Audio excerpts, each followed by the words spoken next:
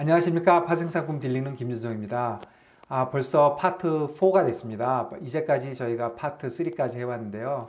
파트 3를 되돌이켜보면 파트 A에서 저희가 파생상품의 기초 개념을 했고, 파트 2에서 이론적인 백그라운드, 파트 3에서는 보다 실전적인 이슈에 대해서 말씀드렸습니다.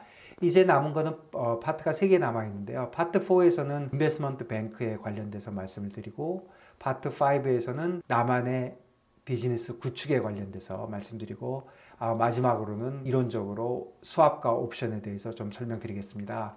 저희 그 시리즈 A의 제목이 제가 2030의 파생상품 거래, IB처럼 거래하기 이렇게 만들었습니다. 그렇게 만드는 이유는 여러분들이 트레이딩을 한다는 것이 그냥 혼자서 트레이딩을 하는 것에서 그칠 것이 아니라 그 나만의 트레이딩 비즈니스를 구축한다, 이런 컨셉에서 하는 게 보다 더 효율적이고 더 나은 트레이딩을 할 수 있다는 게 제 생각입니다.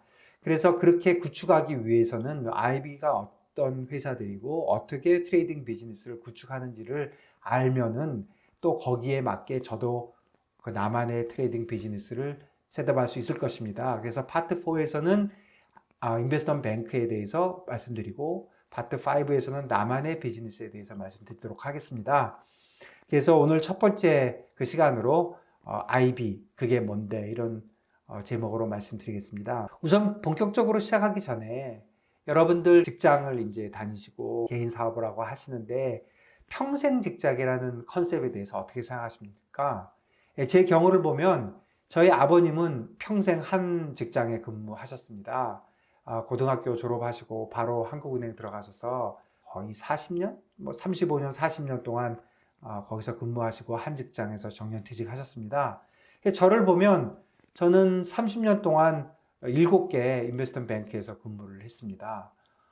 그리고 저희 아들, 딸 세대를 보면 평생 7개의 회사에 다니는 것이 아니라 동시에 7개 회사를 다닐 수도 있는 그런 세대가 된 것 같습니다. 제 때만 해도 가장 각광받고 재미있고 돈도 많이 벌고 하는 회사가 그 IB였는데, 요즘 세대들은 IB가 아니라 IB보다는 IT 회사, 구글이나 애플이나 아마존이나 이런 회사들이 예전에 제가 다녔던 골드만삭스, 메릴린치, 모건 스탠리, 리만 이런 데보다 더 각광을 받는 것도 같습니다. 그렇지만 이런 회사들과 앞서가는 기업들의 기본은 다 같은 거라고 생각합니다. 그리고 또 IB가 지금도 굉장히 중요한 회사들입니다. 그래서 IB에 대해서 좀 알아보고 직장을 고르는 문제에 대해서도 도움이 됐으면 합니다.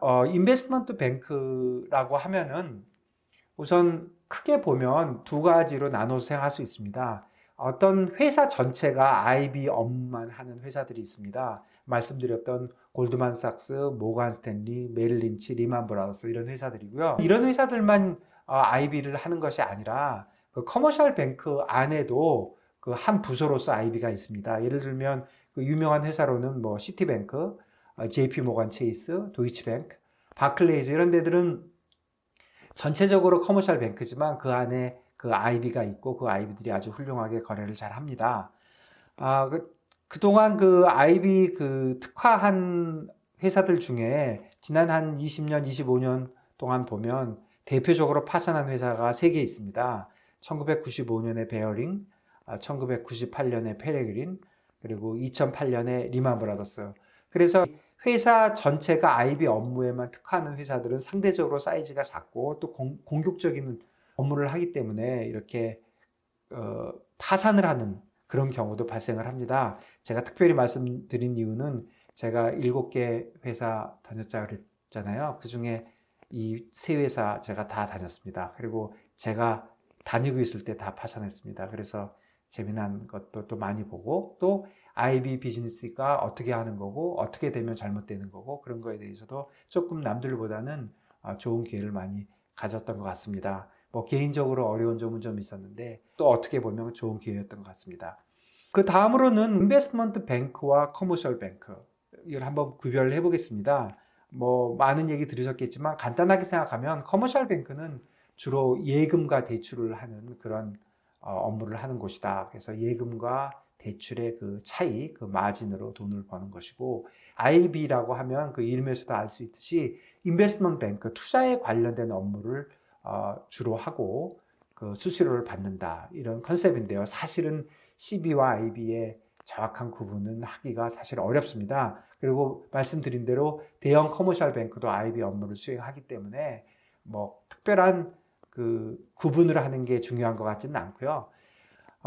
이 IB, CB를 뭐 딱 이렇게 무 자르듯이 잘라서 나는 CB 업무고 나는 IB 업무다 그렇게 보는 것 같지는 않고 모든 상품들이 다 엮여져 있습니다.